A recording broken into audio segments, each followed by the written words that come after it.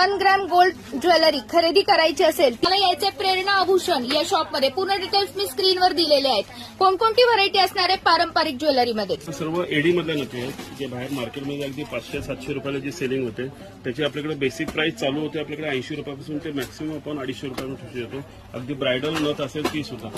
ही आपली micro gold ठुशी आहे जी मार्केटमध्ये 1 ग्रॅम म्हणून सुद्धा विकतात. ही सुद्धा मायक्रो गोल्डचीच आहे. ही आपल्याकडे 120% अवेलेबल होते. नंतर ही असलेली आपली वज्रटेक पारंपरिक दागिना पूर्ण गादी केलेली, त्यामध्ये स्टोनवाली, प्लेन आणि मीना असे सर्व टाईपची व्हरायटी ही आपल्याकडे 12 महिने अवेलेबल असतात.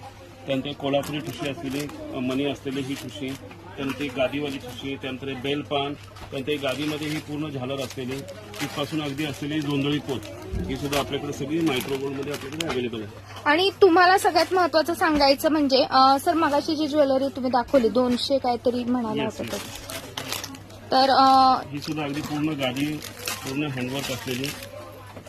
तुम्हाला एक ज्वेलरीचा फक्त रेट सांगते. आता ही जर ज्वेलरी आहे, ही जर पाहिली तर याचं काय रेट आहे सर? 290 ओनली मायक्रो गोल्ड पॉलिशमध्ये. आणि ही जर तुम्ही बाहेर खरेदी करायला गेला तर 1000 रुपये. नक्कीच. आणि या प्रकारची ज्वेलरी तुम्ही खरेदी करायला गेला तर तुम्हाला 3,500-4,000 हजार सांगणार आहेत. त्याच्या निम्म्यापेक्षाही कमी किमतीमध्ये तुम्हाला ती खरेदी करता येणार आहे. यामध्ये तुम्हाला असंख्य प्रमाणात क्वांटिटी, व्हरायटी आणि पॅटर्न बघायला मिळतील. ते पण अगदीच मार्केटपेक्षाही खूप खूप खूप कमी किमतीमध्ये.